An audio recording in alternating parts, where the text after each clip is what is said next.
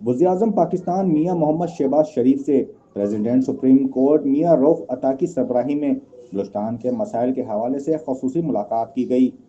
मुलाकात में Balochistan bar council के मेंबर खलील पानीजी एडवोकेट और हाई कोर्ट बार एसोसिएशन के मेंबर अतौला लांगो समेत लॉ मिनिस्टर आजम नजीर तारड़ भी मौजूद थे।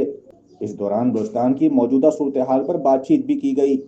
इस मौके पर बलूचिस्तान बार कौंसिल के मेंबर खलील पानीजी एडवोकेट ने वज़ीर-ए-आज़म पाकिस्तान से बलूचिस्तान के सैकड़ों स्टूडेंट की स्कॉलरशिप जो 3 साल से रुकी हुई थी और बास की स्कॉलरशिप कैंसिल हुई थी,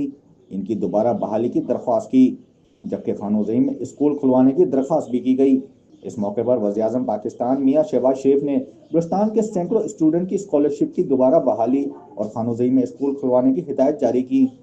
जिस पर मुलाकात के लिए आए हुए वकला की जानिब से वज़ीर-ए-आज़म पाकिस्तान मियां मोहम्मद शहबाज शरीफ को अपना बेहतरीन किरदार अदा करने पर खराज तहसीन पेश किया गया।